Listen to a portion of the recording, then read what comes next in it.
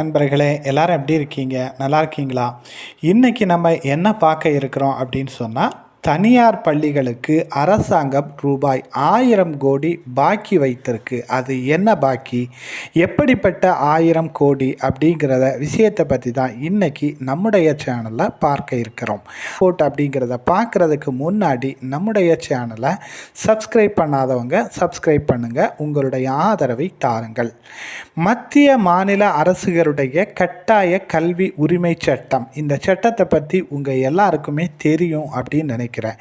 இந்த சட்டத்தின் அடிப்படையில் சிறுபான்மை அங்கீகாரம் அல்லாத தனியார் பிரைமரி, நர்சரி, மெட்ரிக் பள்ளிகளில் 25% இடங்களில் மாணவர்கள் கட்டணம் இல்லாமல் படித்து கொள்ளலாம். கட்டணம் இன்றி மாணவர்கள் சேர்க்கப்படுகின்றனர் அப்படிங்கிற விஷயம் உங்களுக்கு தெரியும். ஆனால் இந்த கட்டணத்தை, இந்த மாணவர்களுக்கான படிப்பு செலவை தமிழக அரசே செலுத்தும் அப்படின்னு சொல்லிட்டு அரசால் ஏற்கனவே அறிவிக்கப்பட்டது. ஆனால் இந்த நிதி ஒவ்வொரு கல்வியாண்டு முடிந்த பின்பும் பள்ளிகளுக்கு அரசால் வழங்கப்படும். ஆனால் இந்த 2022, 23 அதே போன்று 23, 24 இந்த 2 கல்வியாண்டுகளில் சேர்க்கப்பட்ட மாணவர்களுக்கான இந்த கல்வி கட்டண தொகை 1000 கோடி பாக்கி உள்ளதாக தனியார் பள்ளி நிர்வாகம், தனியார் பள்ளிகளுடைய கூட்டமைப்பு தெரிவித்துள்ளது.